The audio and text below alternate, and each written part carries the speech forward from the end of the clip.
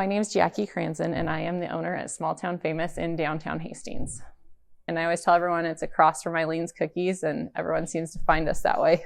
When they first started, it was like, oh, 2 weeks to flatten the curve. And we thought, oh gosh, this is great. I can stay home for 2 weeks. We're usually so busy that at first it was kind of like, oh, this is going to be a break. And then it was like, oh, this is going to keep going. What do we do? They kept pushing the date out, and people kind of had businesses closed. We were never actually in Nebraska forced to close down. It was just kind of one of those things that we were like, oh, what do we do? So we kind of just closed our doors and did online sales. And really, I mean, after we took a couple of weeks break, we pretty much started right up. I had a friend that does Down syndrome awareness shirts, and she posted those online, and they usually sell 100, but with everything being canceled and everyone being home on Facebook, we sold about 500 of those. And then a couple other events that got canceled, they did shirts through us. And so we really just kept busy after about 2 weeks.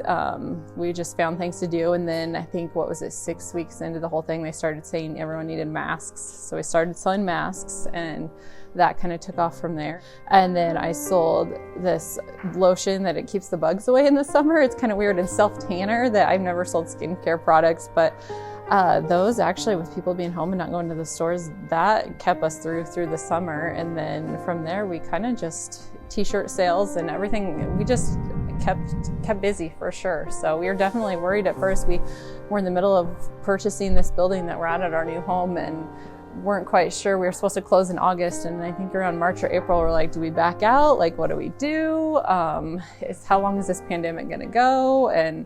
But yeah, by I think July about June and July, we're like, okay, let's just keep playing it by ear. And the closer we get to August, I think we can make this work. And then yeah, in August, we were able to purchase our building and finish it out to move in November. So we've had a busy year.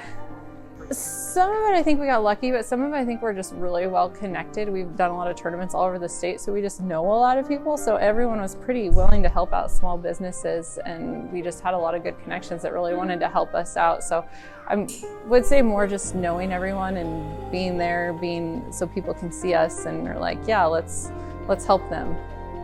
Yeah, we had that first couple weeks where we weren't quite sure, but to be honest, our sales, I think we're about double for the year what we've ever done before, which is really weird because every softball and volleyball tournament we did got canceled. A lot of events that we do t-shirts for, like 5K races or school field days, all that stuff got canceled. But for some reason, businesses came through and wanted t-shirts, and everyone, as soon as they could shop. December, we had our busiest month ever, and I don't know, we just found a way, and we were definitely very busy thanks to everyone that kind of came in and rallied around us to shop local, because yeah, it's kind of mind-blowing to think in a pandemic that we had our best year.